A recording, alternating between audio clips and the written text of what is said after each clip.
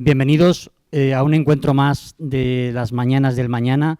Son encuentros que desde Digitales queremos hacer con una pausa donde podamos charlar desde hacer una reflexión de cómo la inteligencia artificial, en este caso, nos va a ayudar, digamos, a nuestro mañana, ¿no?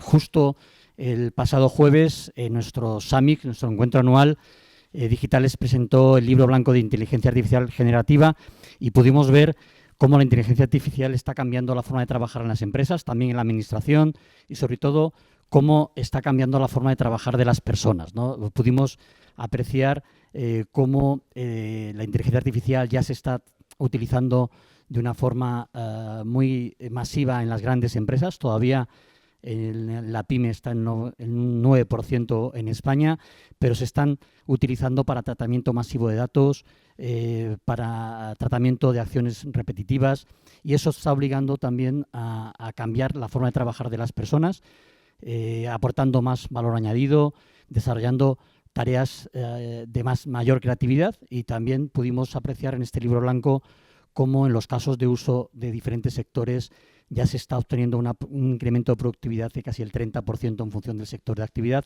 y todo eso también se va a trasladar en un incremento del Producto Interior Bruto en este país. Hoy tenemos con nosotros la presentación del libro de Adrián Todoli.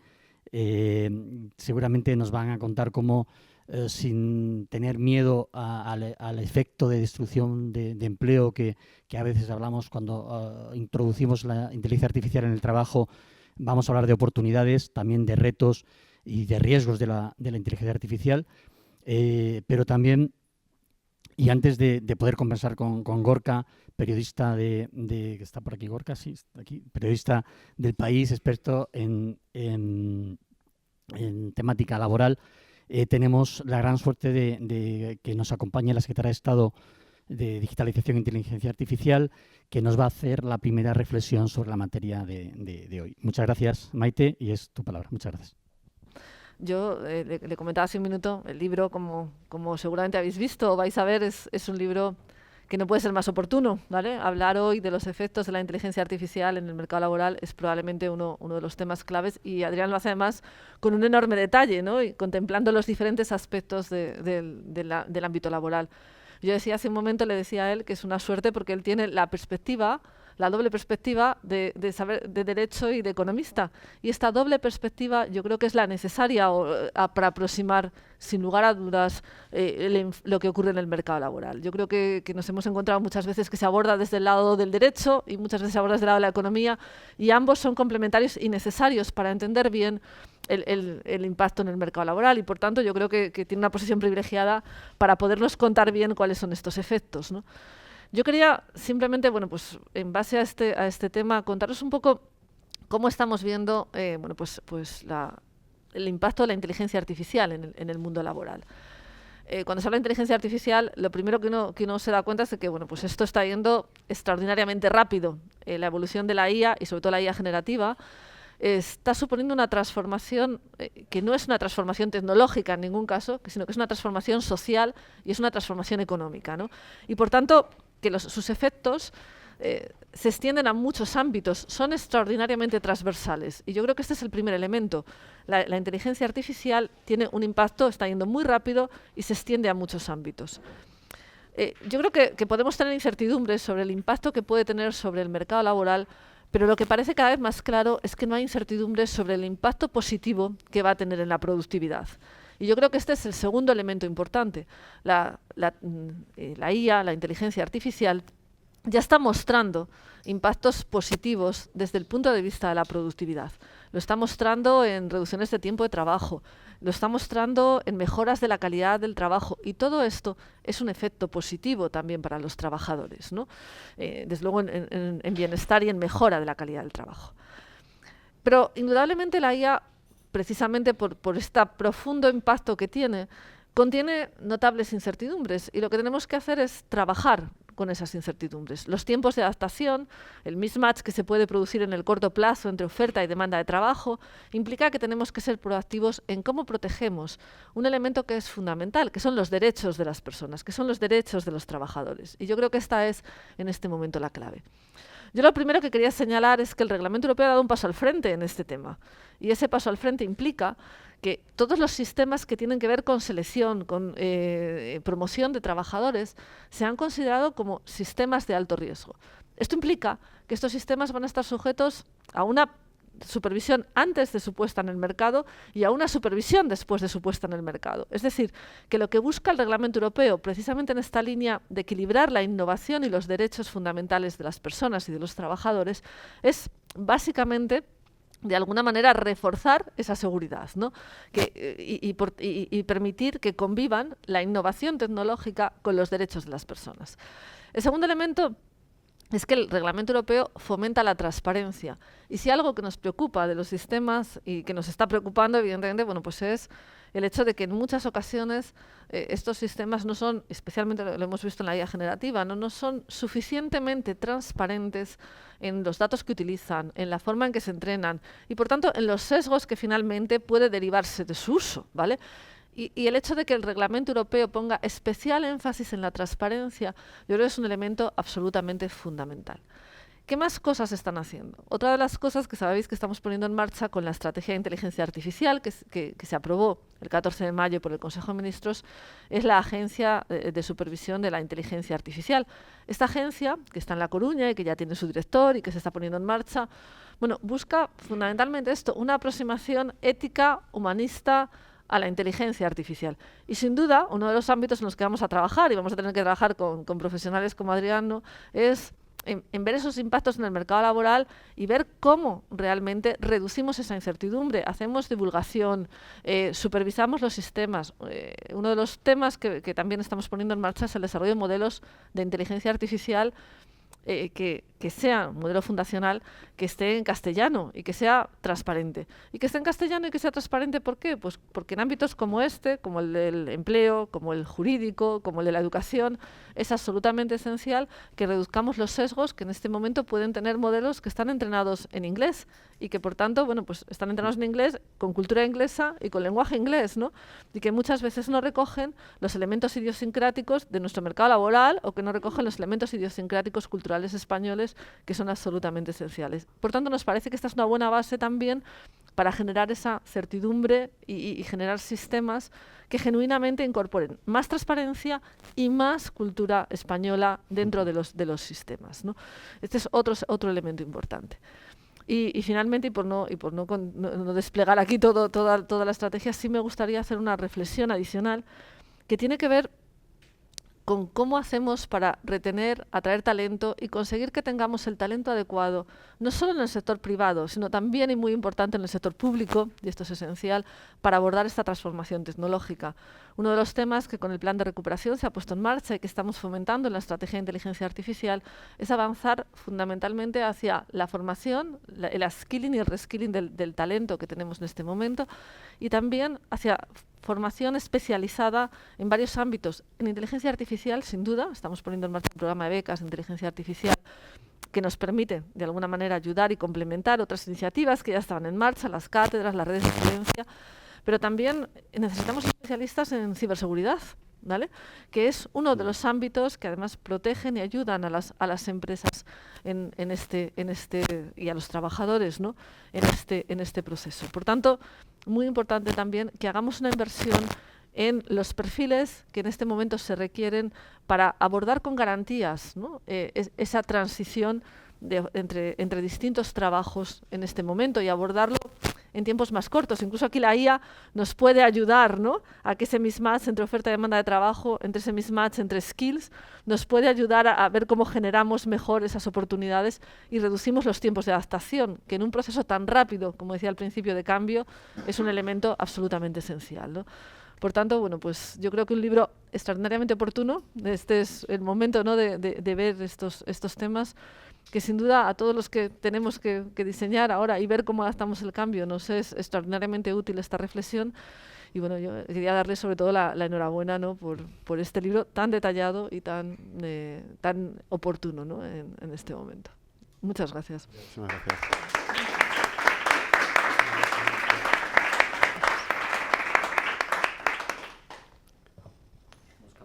Hacemos cambios, ¿sí?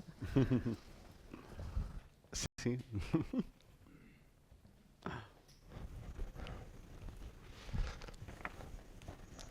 Hola, ¿qué tal? Buenos días.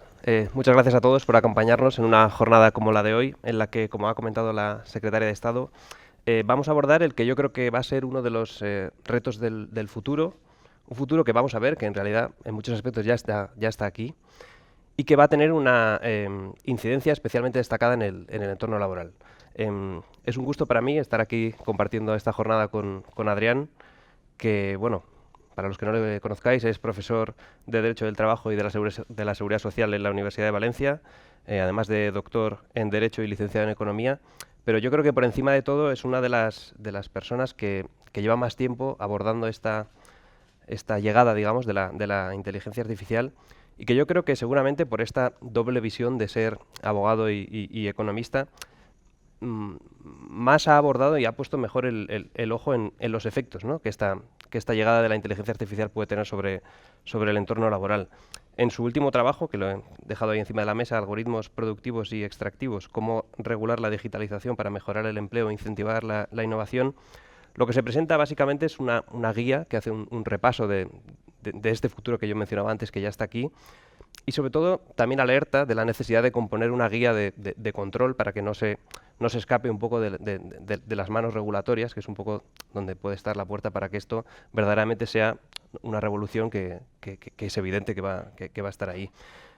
Bueno, en primer lugar, buenos días, Adrián. Hola, buenos días. Bueno, en primer lugar, aprovecho para dar las gracias a Digitales, al director general, a Maite, por supuesto, por haber asistido, y a Gorka por aceptar este debate o este diálogo. Muchísimas gracias a todos. No, para mí es un placer. En mi día a día como periodista de la sección de Economía del País hablamos mucho sobre estos temas. Yo efectivamente cubro la cartera de laboral y últimamente, pues bueno, al hablar de la inteligencia artificial, de cómo puede influir esto sobre los trabajadores, pues bueno, está ahí, ¿no? En la conversación diaria, y la verdad que en este libro, bueno, se hacen muchas reflexiones al respecto de las que vamos a hablar, si te parece, en este diálogo.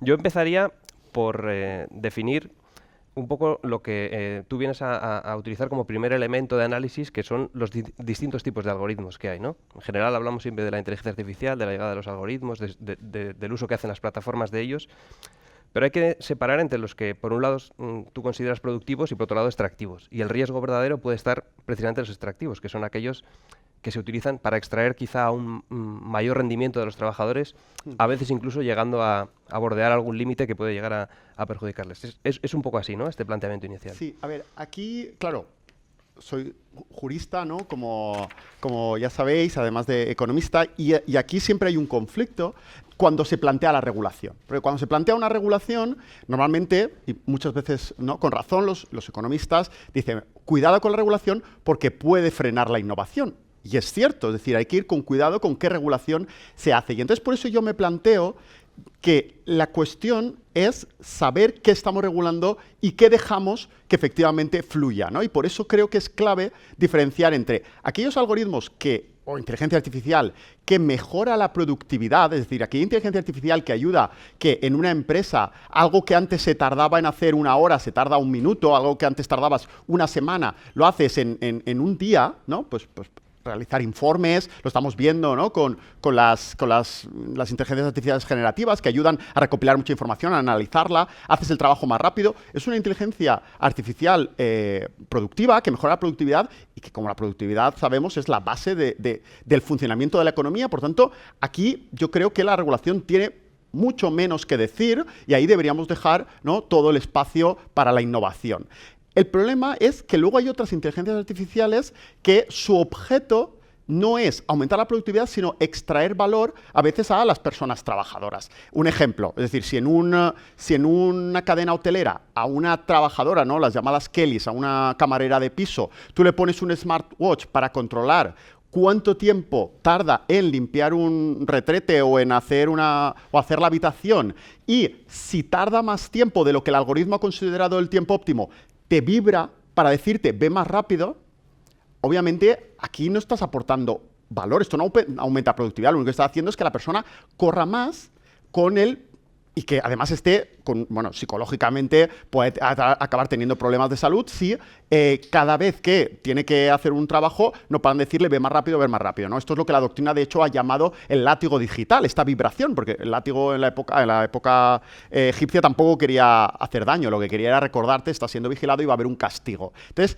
este funcionamiento es lo que quizá, de alguna manera, deberíamos como sociedad limitar. Por tanto, creo que es muy importante cuando planteamos una regulación tener muy claro que la regulación no tiene que ser para todo tipo de tecnología, sino aquella tecnología que realmente puede no estar aportando, sino que se está utilizando para un control excesivo, ¿no? Una videovigilancia excesiva de las personas. Eso es lo que sí que de alguna manera deberíamos controlar. Por un lado, efectivamente, lo abordaremos más adelante, están todos estos problemas asociados a un uso indebido, digamos, de este tipo de wearables o de cualquier otra tecnología. Yo durante la lectura del libro he subrayado muchas frases y también lo ha mencionado la Secretaría de Estado en su intervención, que quizá un temor o algo que está calando es el hecho de que la inteligencia artificial revolucione de tal manera el mercado laboral que haga que desaparezcan muchos puestos de trabajo. Tú esto lo niegas en cierta medida en el libro, pero sí que incides en que estos puestos que no desaparecer, pero sí que pueden llegar a tener que reconvertirse, son los puestos intermedios, ¿no? Los mandos intermedios. Sí. Es un poco ahí, ¿no? Donde el algoritmo, por su eficiencia, esto que estábamos hablando, e interpretándolo desde el lado productivo, sí que puede hacer que determinadas tareas pasen a estar en manos de la inteligencia artificial. Sí, yo creo que esto es clave y es una de las cosas que también intento transmitir. Al final, el libro tiene un título y si tienes 3 ideas, pues al final una va en el título, no pueden ir todas las ideas, ¿no? Pero una de las que quería transmitir con el libro también es que en el debate público se habla mucho del posible desplazamiento o pérdida de empleo, ¿no? Es decir, de hecho, desde que Oxford and Frey, que son economistas de Inglaterra, establecieron este estudio que dijeron que el 70% de profesiones, perdón, he dicho Oxford, y es Osborne and Frey, son los dos autores, y que dijeron que el 70% de empleos o profesiones iban a desaparecer por la inteligencia artificial.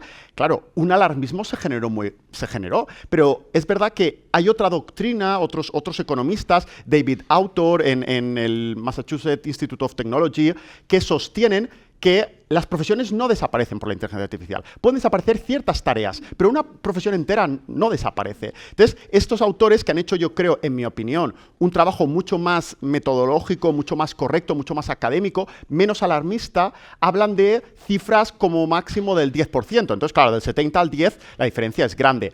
¿Qué ocurre? Bueno, pues que si tú... No, y esto a lo mejor yo no quiero acusar a los periodistas, ¿no? No, pero claro, adelante. Si un informe dice que el 70% de empleo se va a perder y otro dice el 10%, pues claro, ¿cuál es el que la gente va a leer, ¿no? Es decir, yo creo que el alarmismo es un poco culpa de las sociedades, como somos, ¿no? Nos interesa cuando algo nos preocupa, el otro no nos preocupa, pues, oye, ese artículo no lo leo. Entonces, yo creo que eso está provocando que llegue a la sociedad una idea equivocada, porque, repito, en mi opinión, los trabajos metodológicamente mejor hechos por la propia OIT, la OIT también tiene un estudio muy importante sobre el tema, el Fondo Monetario Internacional, la OCDE, todos han hecho estudios sobre esto y no hablan de datos tan alarmantes. Hablan de muchos menos, pues hablamos de un 10%. Eso sí, lo que sí que hablan es que el trabajo va a cambiar. Es decir, nadie niega que aquí vaya a haber algo disruptivo o innovador. Lo que habla es que no va a desaparecer el empleo. Lo que va a pasar es que el empleo va a cambiar. Antes cualquier persona trabajaba de una manera y la tecnología le va a tener que hacer trabajar de otra. Esto es el modelo Copilot, es decir, es la idea de que tú vas a trabajar junto con la inteligencia artificial y vas a tener que aprender y hará falta mucha formación, como muy bien ha dicho la Secretaría de Estado, hará falta mucha formación en esta materia. Y luego también está la otra parte, y es que el algoritmo va a empezar a realizar actividades de toma de decisiones sobre el empleo. Es decir, va a ser el algoritmo, ¿no? Es muy manida esta frase de el algoritmo como jefe, ¿no? Porque muchas veces las decisiones, como hemos visto antes, de cuánto tiempo debes tardar para hacer un producto, para hacer un servicio, para ir a llevar un paquete del punto A al punto B, pues eso, limpiar una habitación, todo eso el algoritmo puede tomar decisiones respecto a cuál es el tiempo óptimo o por dónde debes ir o cómo lo debes hacer. Y entonces es el algoritmo el que va a tomar esas decisiones. Ahora mismo ya ocurre mucho, por ejemplo, todas las tiendas de cadenas abiertas al público, ¿no? Es decir, tiendas de ropa abiertas al público, el horario lo decide, el horario de los trabajadores, cuántas horas trabaja, a qué hora empiezan, a qué hora terminan, lo decide un algoritmo. Y esto, repito, puede ser positivo, porque lo que hace es optimizar. Es decir, mirando todos los datos de si va a llover o no, cuáles son las ventas del año pasado en la misma fecha, si hay un festivo cercano o no, recopilando todos los datos, si hubo un concierto cercano o no, a qué hora termina el partido de fútbol y por tanto la gente irá a comprar justo después. Coge todos los datos y decide, hacen falta 5 trabajadores en la tienda o hacen falta 2. ¿No? Entonces, estas cosas que normalmente lo hacía pues, el supervisor de la tienda, el encargado, pues esto lo va a empezar a hacer la inteligencia artificial. Repito, habrá que ver si como sustitutivo, en este caso, o más probablemente como complementario, ¿no? Como luego veremos, pues el humano debe seguir, o al menos en mi opinión, jugando un papel importante tomando estas decisiones. Voy a hacer de periodista, que es un poco lo mío, y después de haberme leído el libro, si tuviera que sacar un titular, que bueno, hay varios, desde luego uno de los que tendría más papeleta sería una de las reflexiones que haces, que tiene que ver un poco precisamente con esto que estamos hablando, y es que dices que el verdadero peligro, o esa especie de lema de que habría que sustituir en lugar de mi jefe va a ser un algoritmo o voy a perder el trabajo, es el peligro real del algoritmo es que te quite tu salario, no que te quite tu trabajo. Precisamente por eso, por esa nueva atribución o nueva descarga de responsabilidades y que modifique un poco tu empleo. Introduzco el tema del salario porque al final tiene mucho que ver con el entorno laboral y un poco con esta situación de debilidad o no de los trabajadores a la que se pueden enfrentar, pero este es un matiz importante, ¿no? O sea, tiene que ver, o sea, en el entorno laboral y en lo que tiene que ver con los trabajadores tiene más que ver con que su nuevo trabajo tenga unas determinadas tareas que a lo mejor no repercutan, ¿no? En un salario como el que tenía antes. Sí, yo siempre intento ver desde una perspectiva, porque al final las personas trabajan por un salario, ¿no? O sea, la mayoría. Si es un mal titular, dímelo, ¿eh? No, Podemos debatir. No, es algo que yo también lo he utilizado mucho y me parece, efectivamente, yo creo que el peligro, como digo, hay que cambiar el relato respecto a que yo no creo que el algoritmo o la inteligencia artificial vaya a quitarte el trabajo. Eso sí, hay algún riesgo de que efectivamente tu poder de negociación en la empresa como trabajador se disminuya y que al final acabe disminuyendo el salario. Yo creo, esto es basado en datos, ¿vale? Es decir, yo he recopilado muchos de los estudios que se han hecho, he analizado, y por ejemplo, en materia de reparto a domicilio, ¿no? Es decir, pues empresas que hacen última milla, la productividad, porque mi tesis doctoral es salario y productividad. Yo, desde el principio, lo que más he trabajado en mi vida es la cuestión de cómo, porque, bueno, eso lo sabemos, en España tenemos un problema de productividad, necesitamos mejorar. Una de las técnicas que utilizan otros países para mejorar esto es mejorar el salario. Es decir, si tú vinculas el salario a la productividad, eso acaba provocando un incentivo de que, bueno, todos estamos en el mismo barco y al final la empresa acaba beneficiada, el trabajador también, porque aumenta su salario y también la empresa. Eso es algo que no cala, por desgracia, mi tesis no hizo milagros, está claro. Seguimos teniendo poca vinculación del salario con la productividad en la mayoría de empresas. Por supuesto, en altos cargos hay, pero en la mayoría, esto yo creo que debería ser para todos los trabajadores de la empresa, incluso en el sector de hostelería hay muchas técnicas para hacerlo y no se hace. Entonces, yo siempre intento analizar desde todos los problemas jurídico-laborales desde una perspectiva salarial, incluso tiempo de trabajo. Ahora se habla de la jornada de trabajo, pues hay que relacionarlo, no podemos hablar solo de jornada, tenemos que hablar salario versus jornada versus salario. Entonces, lo que quería decir con esto, y es que se están viendo como empresas de última milla, el número de paquetes entregados por día cuando se establece un sistema de inteligencia artificial que le dice cuál es el camino que tiene que ir, el más óptimo, cuánto debe tardar para ir de un punto a otro punto entregando paquetes, aumenta casi un 50%. Es decir, si antes entregaban 10 paquetes al día, ahora se entregan 15. Bueno, pues esto, que es un aumento de la productividad muy bueno, en estas mismas empresas el salario de estos trabajadores no ha aumentado, tampoco ha bajado, pero no ha aumentado. Es decir, no ha habido una conexión, que es lo que hablábamos de productividad con el salario. Y yo creo que eso es algo que, de alguna manera, tenemos que solucionar, ¿no? Porque yo creo que, y ya no hablo ni siquiera por un tema de justicia, sino de economía. Porque claro, si a un trabajador le haces ir más rápido para que haga más, gracias a la tecnología lo puede hacer, pero en cualquier caso él también implica un mayor esfuerzo, si eso no se recompensa, eso puede acabar provocando que esta persona diga, oiga, es que la tecnología no me está ayudando a mí. O sea, no estoy viendo recompensa. Esto ya hay algunos economistas de Estados Unidos que lo plantean, que esto puede provocar problemas incluso de fobia tecnológica. Yo no estoy hablando de ludistas, no estoy hablando que lleguemos a eso, pero sí que puede plantear algún problema. Yo esto lo voy a contar con una anécdota personal. Los académicos no deberíamos utilizar, no lo hagáis en su casa, no lo hagan en su casa, no deberíamos utilizar anécdotas personales. En el libro no la pongo, pero yo creo que para transmitir ayuda. Un familiar que es comercial, que, bueno, toda la vida él, bueno, pues ha vendido, le ha ido muy bien, ha cobrado sus comisiones. Bueno, pues ahora le han puesto un GPS en el coche que antes no tenía GPS.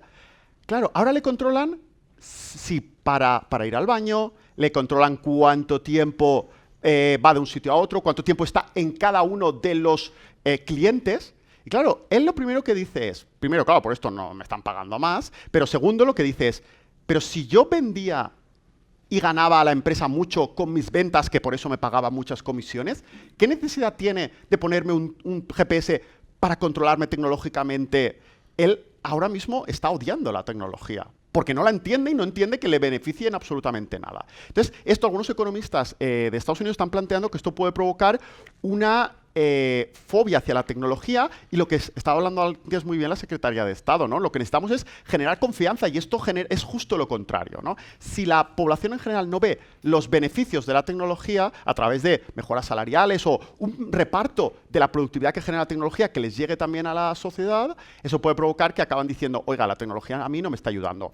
Incluso, sin llegar al punto de loditas, sí que se está planteando que esto puede provocar que la ciudadanía empieza a votar a partidos políticos que sean antitecnología. Yo creo que eso es lo peor que nos podría pasar como sociedad. Es decir, y yo creo que esto incluso se ha empezado a ver un poco con el tema antivacunas, es decir, esta idea de, bueno, no me creo la ciencia, esto no me gusta, ¿por qué?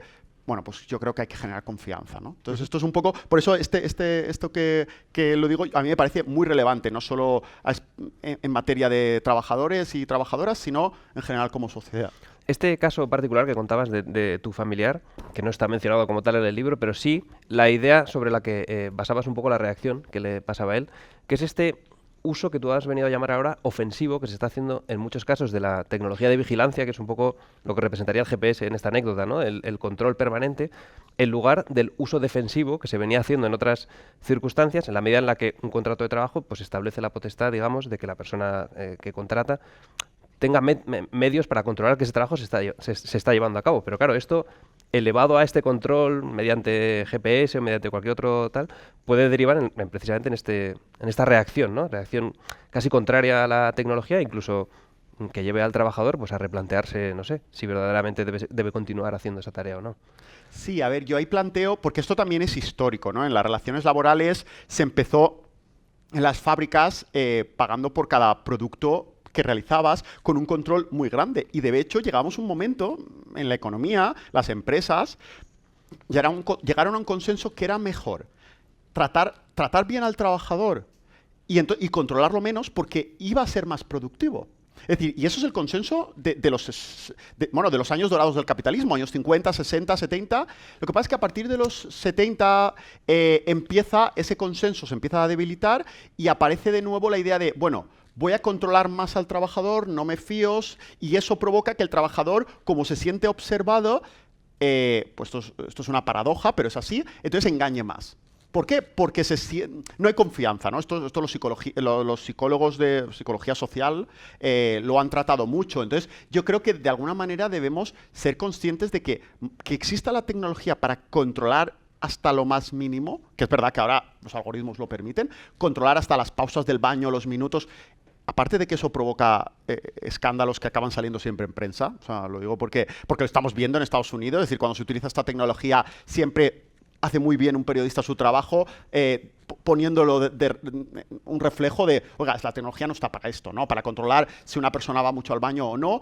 además de porque esto acaba siendo discriminatorio, porque matemáticamente quiere decir, está demostrado, las mujeres van más al baño que los hombres, por tanto, acaba siendo discriminatorio por razón de sexo y acaba saliendo en prensa, acaba siendo un problema reputacional. Por eso digo que exista esta tecnología para hacerlo, no creo que debamos hacerlo. Y aquí se plantea una cosa que a mí me parece muy importante, y es que hay un efecto económico, y es que entre dos posibilidades, invertir en algoritmos o inteligencia artificial productiva y inteligencia artificial extractiva en igualdad de condiciones regulatorias, muchas veces las empresas se van a la fácil, que es la voy a controlar más, voy a extraer más del trabajador, voy a hacer que el trabajador corra más, por esta cuestión de desconfianza que se ha generado en los últimos años entre empresa y trabajadores y trabajadoras. Entonces, yo lo que creo es que ahí es donde la regulación tiene que intervenir para decir, no, como sociedad interesa que se invierta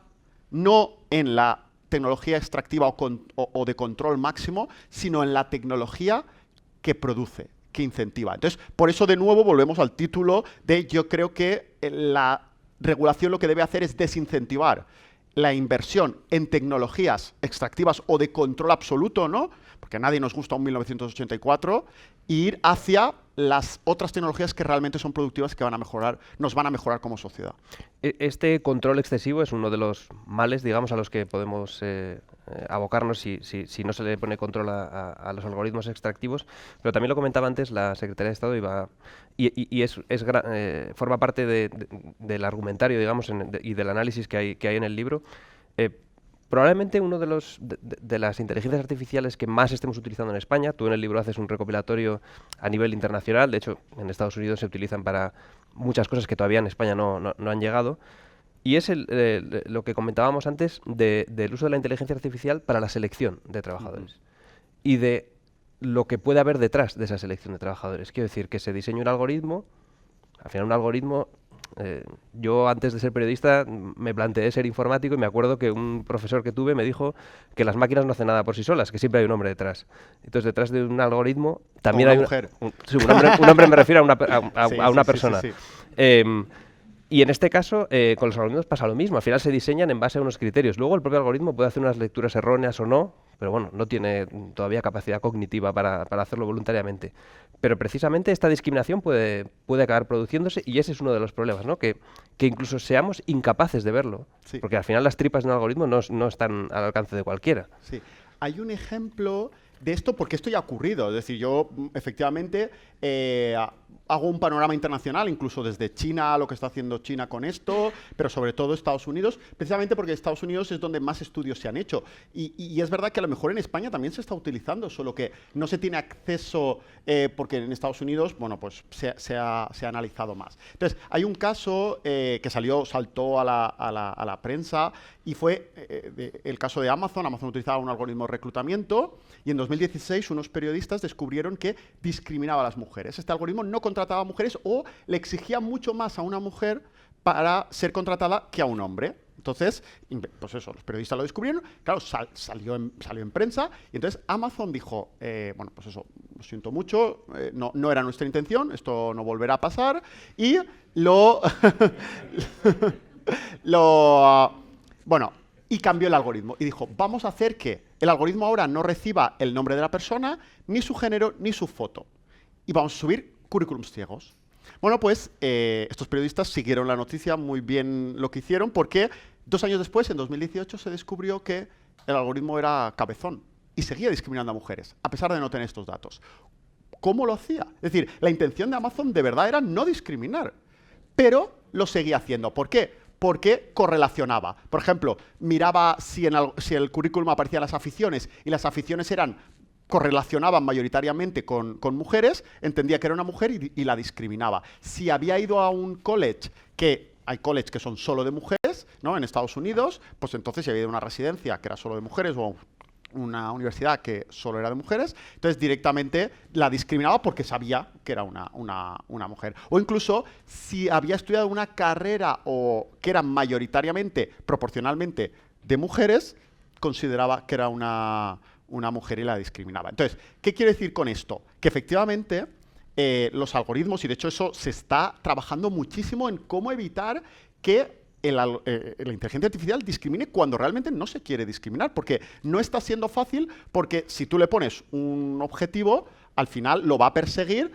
caiga quien caiga, porque claro, no es consciente de que está discriminando, simplemente está utilizando ciertos parámetros. Si tú dices, no utilices el parámetro mujer, bueno, pues utilizo otro que en el fondo es el mismo. Entonces, bueno, pues esta es la cuestión, que esto yo creo que es muy importante que seamos conscientes que esto reputacionalmente fue para la empresa malo. Y por ello, el reglamento, creo que es muy importante que seamos conscientes que el reglamento de inteligencia artificial tiene por objetivo precisamente proteger también a las empresas. Es decir, cuando tiene como objetivo que el desarrollador realice evaluaciones previas, etcétera, para que cuando se venda en el mercado una inteligencia artificial y una empresa la compre segura. Para que esto no pase, está protegiéndose a la empresa para que no sufra luego un riesgo reputacional, es decir, que luego el producto que se vende sea seguro. Entonces yo creo que eso también es positivo. Un mecanismo de control, por llamarlo de alguna manera, del que ya hemos hablado antes, pero que podría, y apuntas tú en el libro, que podría servir, digamos, para que estos algoritmos no acabaran haciendo un poco lo que ellos quisieran, sería que siempre hubiera la necesidad de que un ser humano validase el resultado final, digamos, de ese algoritmo, independientemente de si es partidario o no del resultado, o sea, que tuviera capacidad de contradicción. Sí. Porque también hablas de que muchas veces esta tecnología lo que nos provoca a los seres humanos es descargarnos de responsabilidad, ¿no? Es decir, hemos elaborado esta herramienta con unos parámetros que consideramos oportunos, ha dado un resultado, no voy a ser yo mejor que una máquina, ¿no? Sí, y ese es quizá un problema, ¿no? Sí, ahí tenemos un riesgo y es verdad, por ejemplo, tanto el reglamento de inteligencia artificial, el artículo 22, perdón, el artículo 22 del Reglamento General de Protección de Datos, que habla de decisiones automatizadas, como el reglamento de inteligencia artificial, como la directiva de plataformas, se está exponiendo como posible solución para evitar los riesgos que pueda generar una inteligencia artificial para vulnerar derechos fundamentales de las personas, de los ciudadanos, no estoy hablando solo en este caso de trabajadores y trabajadoras, estamos hablando en general. Bueno, pues se establece como medida que haya una persona que tome la decisión final, ¿no? Es decir, que solo sea un apoyo. Pero esto también hay voces críticas con esta solución porque hay muchos estudios psicológicos que se han hecho sobre esta cuestión y que dicen que al final la persona acaba tomando como válida la decisión de la inteligencia artificial sin hacer su análisis propio. La primera razón por la que esto pasa es porque somos vagos, ¿no? Es decir, al final, bueno, esto se dice mucho más bonito cuando dices es que el uso de capacidad cognitiva requiere esfuerzo, vale, pero la idea es que si a mí me lo han dado hecho, hacerlo yo quizá tiene poco sentido. Segundo, por una cuestión de responsabilidad. Si lo hago yo y tomo una decisión distinta a la que ha dicho la inteligencia artificial que debo tomar, ¿qué acaba pasando? Que la responsabilidad es mía. Si lo único que hago es lo que dice la inteligencia artificial, bueno, de alguna manera puedo decir, es que lo dijo la inteligencia artificial. Y fijaros, que esto se ha puesto en experimentos, incluso en casos que son realmente, de alguna manera, de vida o muerte. ¿Por qué? Estos han hecho experimentos con pilotos de avión en los que la inteligencia artificial, el piloto automático, le decía, sube 100 metros, y la persona no hacía el propio análisis a pesar de que se estaba jugando la vida, porque a lo mejor si subía 100 metros y en realidad había una tormenta enorme 100 metros arriba y él lo estaba viendo en los indicadores, pero aún así hacía lo que le decía el piloto automático, en vez de ser él consciente de que debía hacer otra cosa. Y preguntados por qué, estas personas decían exactamente esto, de mira, si al final morimos, que al menos no me tienen la culpa a mí, ¿no? Es decir, que sea porque me lo dijo la inteligencia artificial. Estamos hablando de vida o muerte, o sea que para el resto de cosas va a pasar esto. Entonces, yo creo que hay que establecer otros mecanismos de protección que no sea hacer que el humano sea el que tome una decisión distinta a la inteligencia artificial. Lo que hay que hacer es mejorar las inteligencias artificiales para que no discriminen, no tomen sesgos. Pero no se puede luego decir, no, que el algoritmo diga una cosa y que luego el humano o la persona haga una revisión propia y entonces ya la decisión la ha tomado el humano. Esto no es una solución que parece válida. Por aterrizar de nuevo el tema en el entorno laboral y en un poco la relación entre trabajador y empresario, en muchos apartados del libro haces hincapié en la necesidad de que no se aborde este control o esta regulación desde el plano individual, porque al final el trabajador solo puede llegar a tomar la decisión de denunciar a su empresa ya cuando ha perdido el trabajo, no durante, no cuando está padeciendo, ¿no? Quizá un poco los efectos de este control excesivo o de esta nueva forma de trabajar que puede, pues, llevarle a situaciones incluso de tener algún problema de salud. También hablas de que son necesarios para llevar ese control organismos independientes o profesionales con conocimientos en la materia. Yo te quería preguntar un poco si más allá de este planteamiento existen, o sea, hoy tendríamos capacidad de establecer ese control colectivo y determinar qué instituciones deberían hacerse cargo. Porque estamos trabajando un poco en esta normativa, pero claro, es un universo muy vasto, ¿no? Sí. A ver, yo creo que efectivamente, como he dicho, creo que las inteligencias, o sea, la persona humana no se le debe recargar toda la responsabilidad. Entonces, efectivamente, yo creo que debería haber organismos que realizaran auditorías de control de estos algoritmos para garantizar que no están realizando discriminaciones.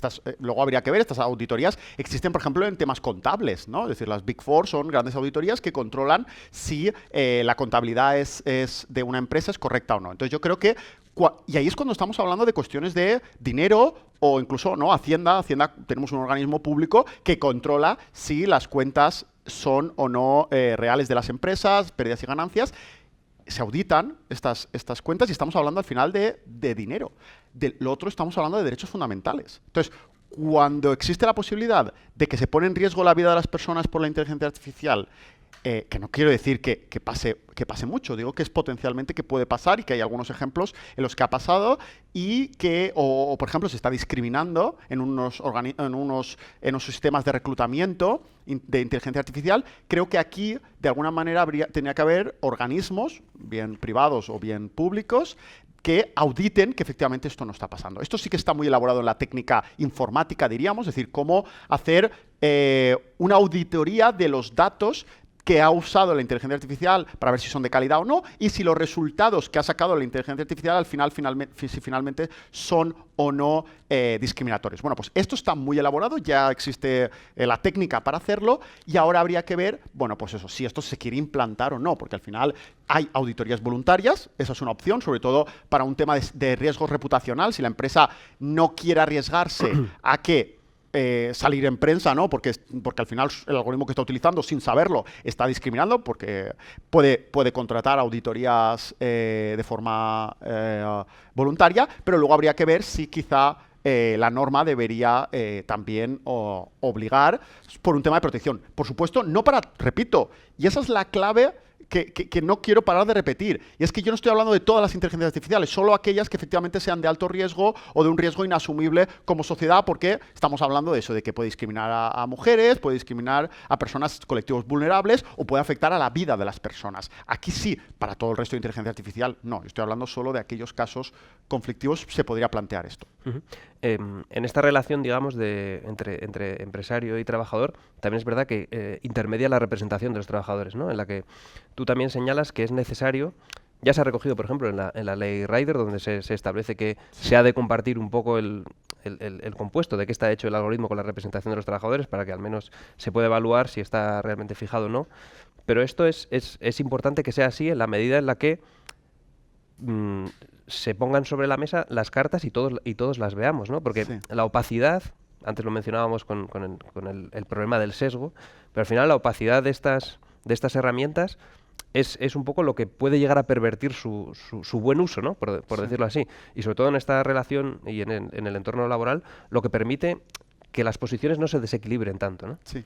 Aquí hay una cuestión, yo no quiero tampoco asustar a nadie, pero hay que ser conscientes, en Alemania, en 2021, la ley alemana de libertad sindical estableció que cualquier empresa que quisiera establecer un sistema de inteligencia artificial en su empresa necesitaba la autorización del comité de empresa.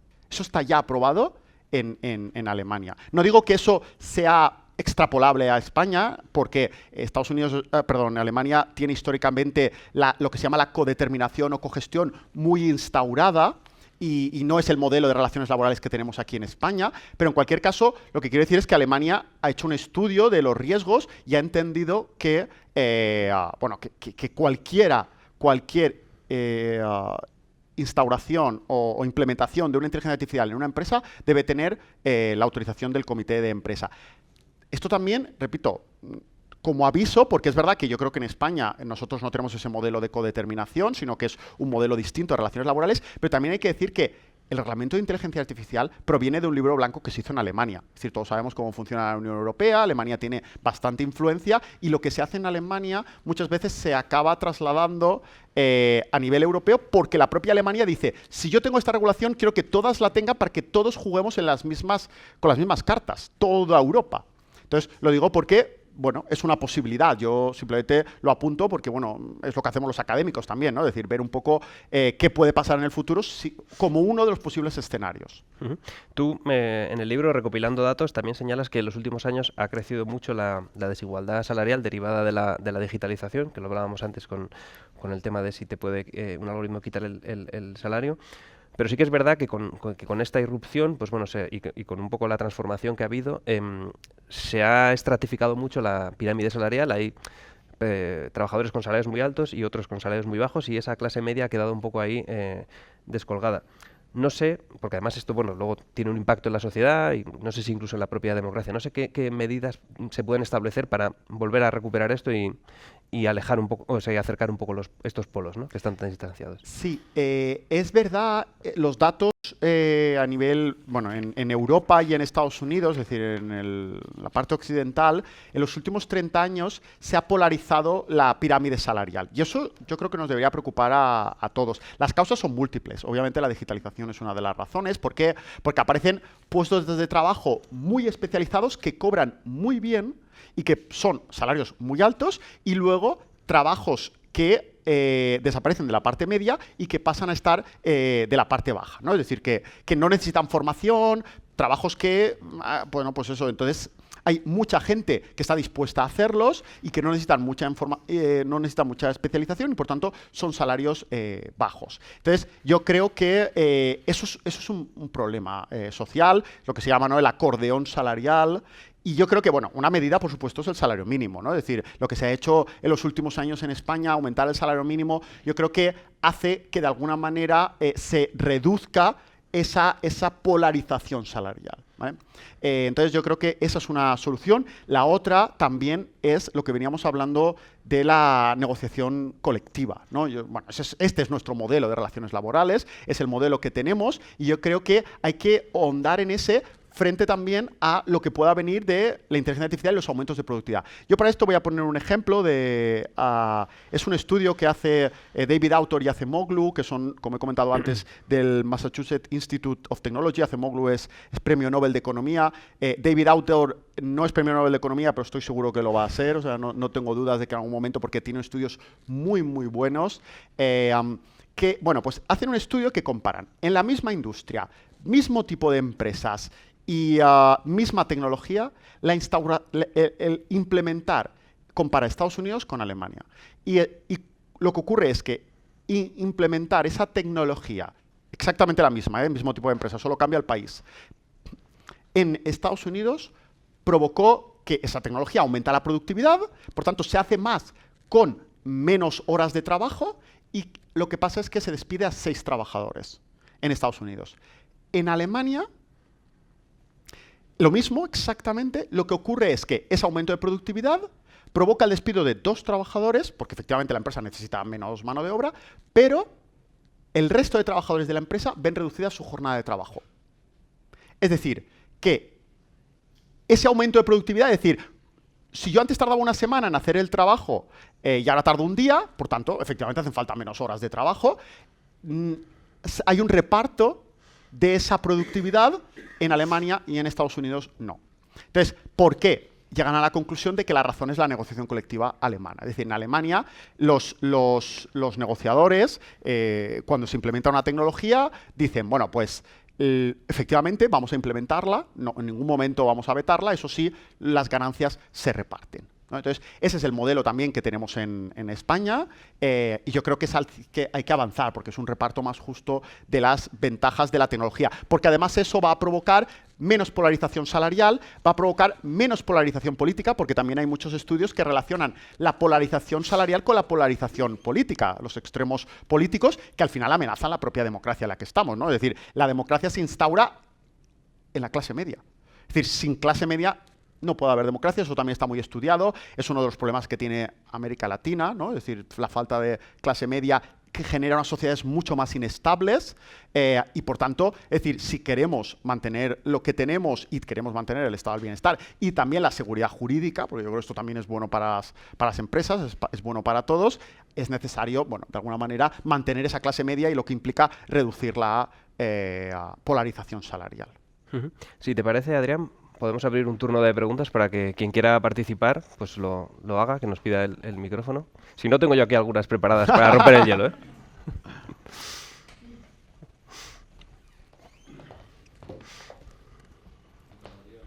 Enhorabuena. Y ya te hemos escuchado sobre esto. Has hablado sobre la negociación colectiva, que a lo mejor se puede profundizar sobre ese tema, pero de la reforma tributaria pendiente y la IA, ¿qué hacemos? ¿Hay impuestos? Perdón. Decía, no sé si Sí. Es solo ¿no? para la cámara. Vale, estupendo. Bueno, digo, de esa reforma tributaria pendiente, ¿cómo implicamos a la IA y los teóricos impuestos en su momento incluso a la IA?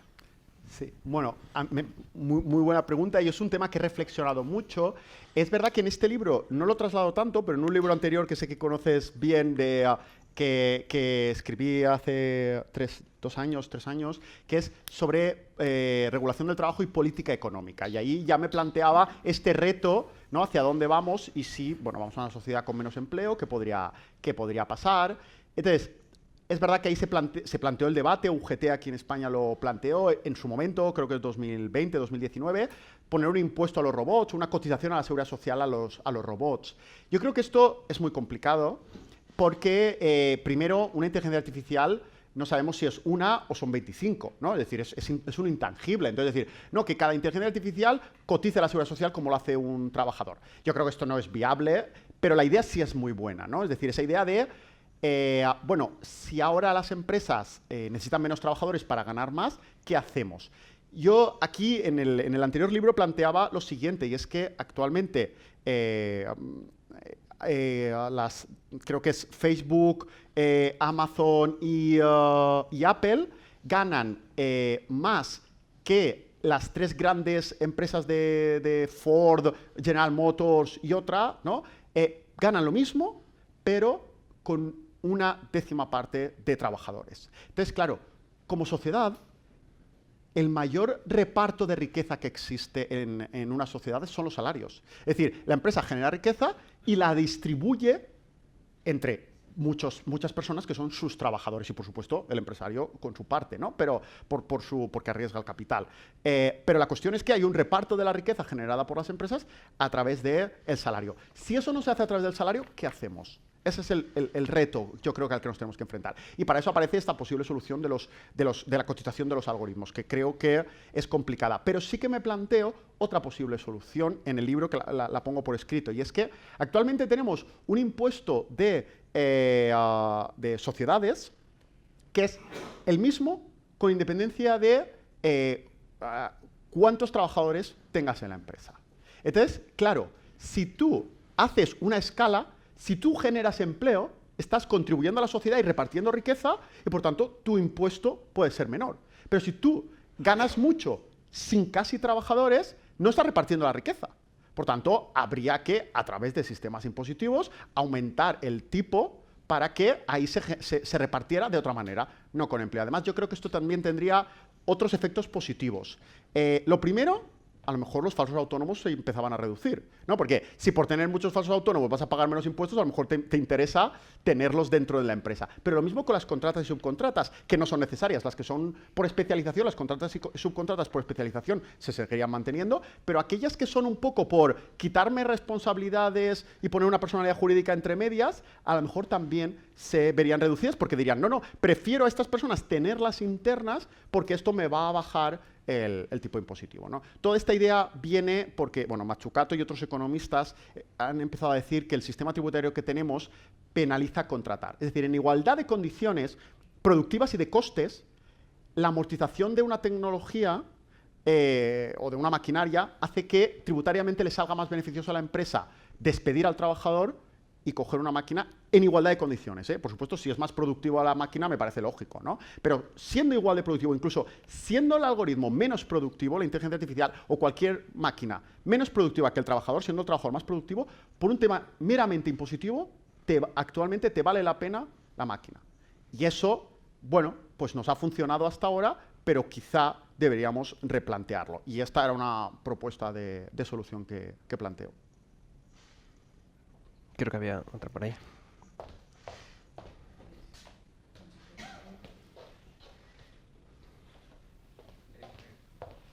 Bueno, gracias por la exposición, soy Javier Herrera de Tecnaria. Ha habido un momento en el que se ha deslizado ahí una idea, luego más próxima, en el que como que el algoritmo era como un simple gestor de decisiones de los antiguos momentos, ¿no? Con if, then, elses y demás. Evidentemente luego has dicho que la clave está en los datos, pero precisamente como la clave está en los datos,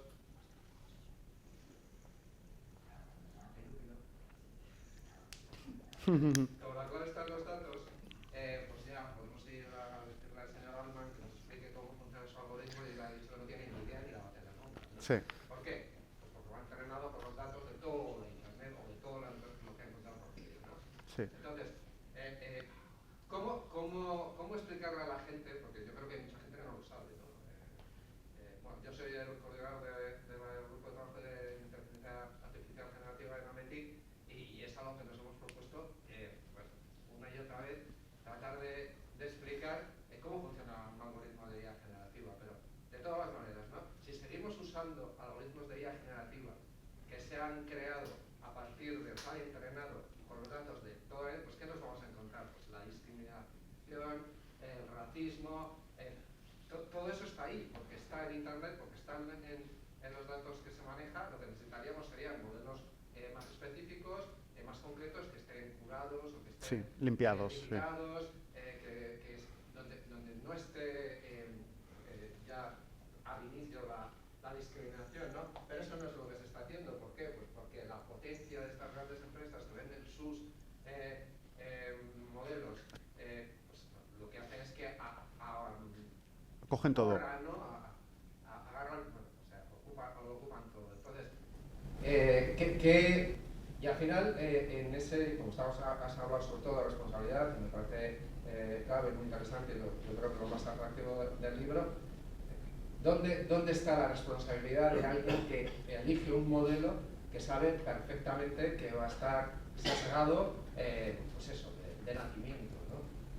Sí, a ver, yo creo que responsabilidad, es decir, siendo consciente el que lo usa tiene la responsabilidad. Es decir, y por eso decía que creo que es muy importante el reglamento de inteligencia artificial porque va a ayudar a las empresas a ser conscientes de si hay responsabilidades, porque van a tener que hacer una evaluación de impacto que se va a tener que entregar y ahí ver si hay responsabilidades o no y saber al menos qué estás asumiendo, ¿no? La empresa cuando adquiere una inteligencia artificial va a ser consciente de cómo, si ha habido calidad o no en los datos de entrada, etcétera. Y además se va a tener que controlar los datos de salida, entonces los outputs. Entonces, claro, aquí la clave es que el derecho lo tiene muy claro. El derecho tiene muy claro que el que lo usa es responsable. Entonces, como el que lo usa es responsable y el que lo usa puede ser una pyme muy pequeña, y no tiene manera de decir, no, a mí dame una inteligencia artificial que no me vaya a generar un problema de discriminación o que no vaya a generar que mi cliente cuando lo use, al final el algoritmo le acabe insultando al cliente y acabe yo perdiendo al cliente. Yo quiero esta seguridad. Claro, una pyme no tiene manera de saber si eso es verdad o no. Y de ahí la necesidad de transparencia que incorpora el reglamento de inteligencia artificial.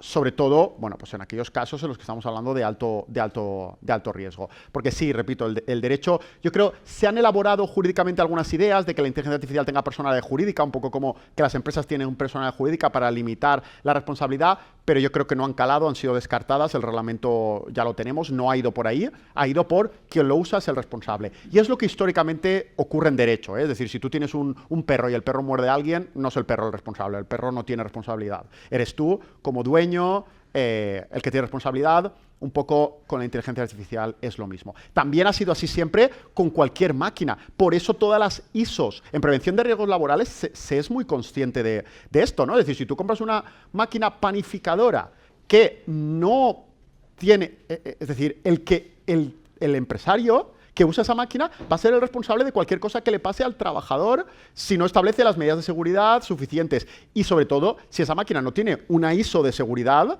pues obviamente por eso se establecen todos los reglamentos de máquinas, que son todas las regulaciones que existen para que la máquina que te venden sea segura. Y lo mismo se ha hecho ahora con la inteligencia artificial, con ese objetivo. ¿Se alcanzará o no? Lo sabremos más adelante. No sé si hay alguna pregunta más. Sí, por ahí Sí. había otra.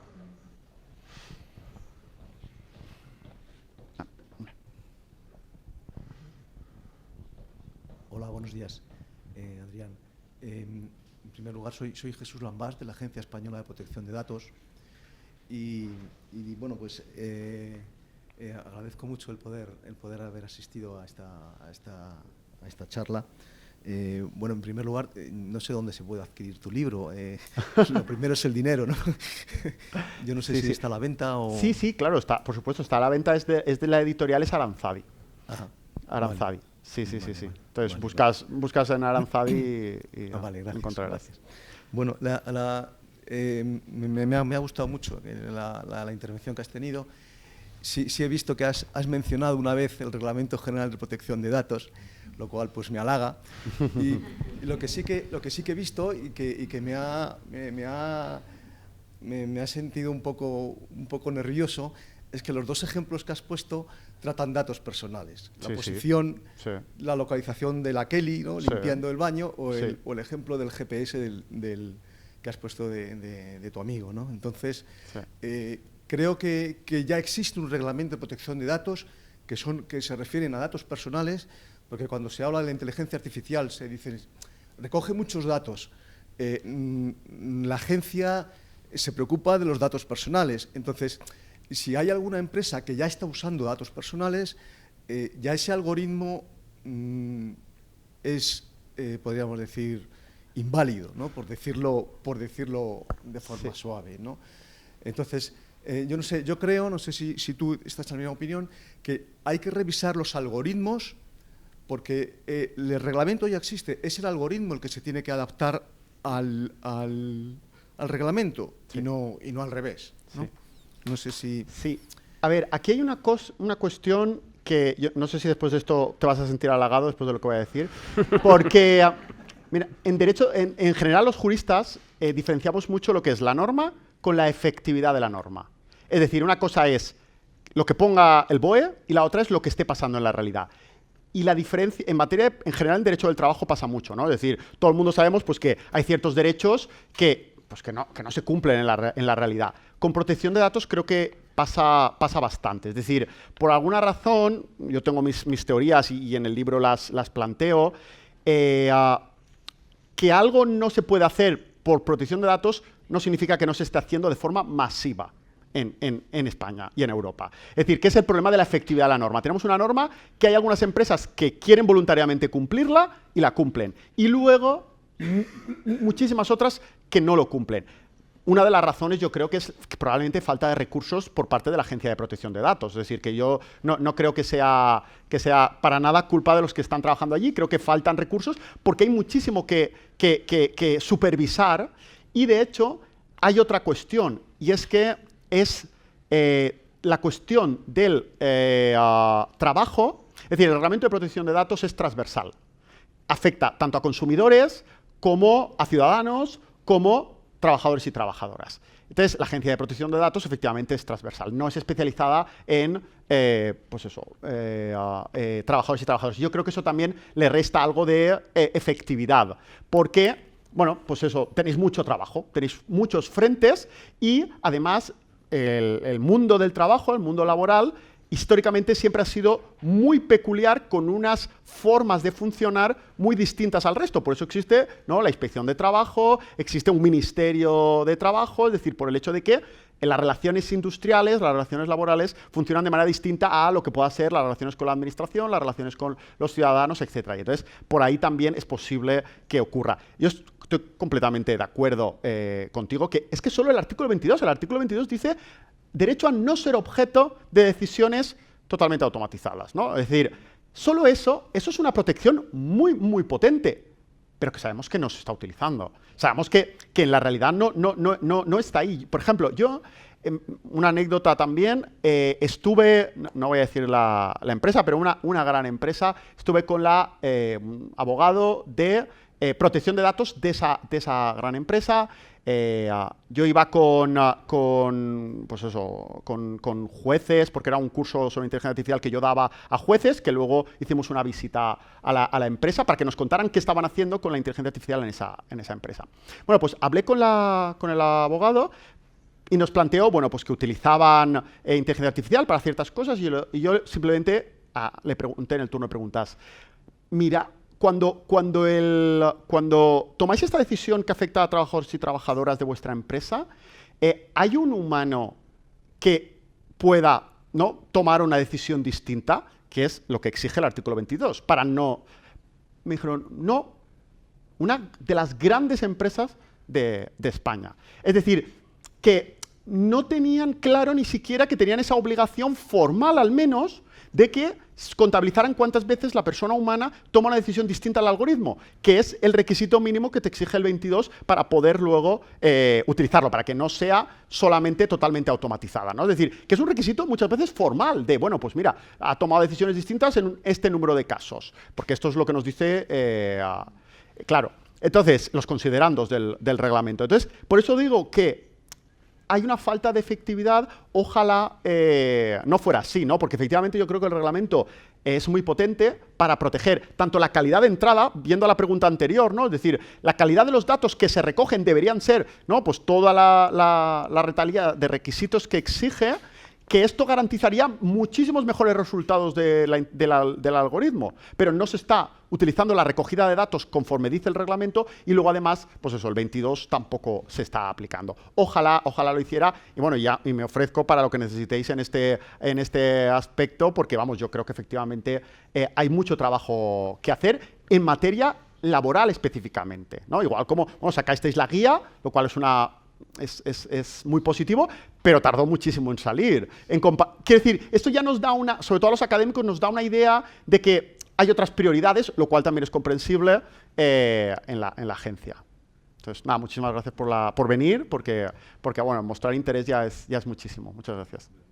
Si te parece, Adrián, ya para terminar y para que no quede como en el ambiente esa sensación de que nos enfrentamos a un futuro temeroso, también lo mencionas en el libro, que es verdad que la evolución tecnológica siempre genera ciertos recelos, pero que en el largo plazo al final influye positivamente, ¿no?, en el desarrollo de las sociedades y que incluso todas estas herramientas de control bien utilizadas pueden servir para mejorar la calidad de los trabajos y para tener un control de mayor y mejor de los riesgos laborales para que precisamente no se produzcan, ¿no? Sí, totalmente, por supuesto. Yo, por ejemplo, es decir, en materia de salud laboral, ¿no? Es decir, controlar que si la persona está excesivamente estresada gracias a la inteligencia artificial y reducir la carga de trabajo o adaptar a las necesidades personales si la persona es más mayor o menos, es decir, la inteligencia artificial nos puede ayudar mucho. Otro ejemplo que la inteligencia artificial está haciendo maravillas es con la cuestión de la seguridad en la conducción, ¿no? Es decir, hay cámaras en el propio vehículo que ven si parpadeas demasiado, que implica que te puedes estar durmiendo. Entonces, el coche o se para que no tengas un accidente, o reduce la velocidad, o te avisa de que te puedes estar durmiendo y que descanses. Todo esto son usos de la inteligencia artificial que yo creo que son muy positivos. Por eso, bueno, yo siempre lo he dicho, yo soy tecnooptimista. Yo creo que la inteligencia artificial nos va a hacer mucho mejores, mucho más productivos. Eso sí, hay algunos riesgos. Y esto no deja de ser la repetición de la historia. Yo siempre es un ejemplo que también señalo mucho. Cuando apareció la fábrica, ¿no?, si leemos las fábricas de Charles Dickens, no es un mundo en el que quisiéramos vivir. Pero no hemos prohibido la fábrica en ningún momento. Lo que se ha hecho es garantizar seguridad en las fábricas, se ha garantizado negociación colectiva para un reparto justo, se ha hecho que no puedas trabajar más de 8 horas, que los niños y menores de 16 años no puedan trabajar. Es decir, se ha regulado algunos aspectos negativos de la fábrica, pero lo que es la fábrica, lo que es el concepto taylorista o fordista, lo tenemos y es lo que permite que todo el mundo en un país occidental podamos pagarnos un coche. Sin la fábrica no podríamos pagarlo porque el precio sería excesivo. Por tanto, la tecnología es lo que nos mejora. Esto no significa que no haya algunos riesgos que debamos reducir, porque además eso genera confianza que permitirá avanzar más rápido la innovación. Pues nada, por mi parte un placer, como siempre, estar contigo y debatir sobre estos temas, Adrián. Y nada, en el libro podéis encontrar un recopilatorio de todo lo que hemos estado hablando. Bueno, hablando muchísimas de esta gracias mañana. por Nada. esto, por vosotros.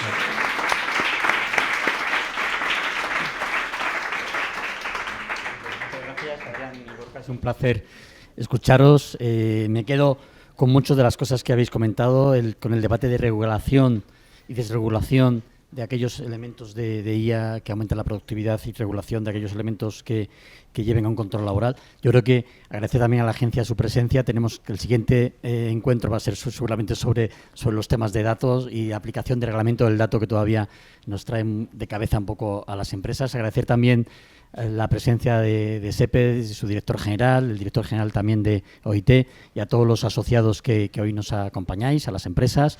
Por supuesto, también agradecer a Upgrade, que nos han cedido un poco sus instalaciones, y esperemos un poco encontraros en el siguiente encuentro de las mañanas del mañana. Muchas gracias.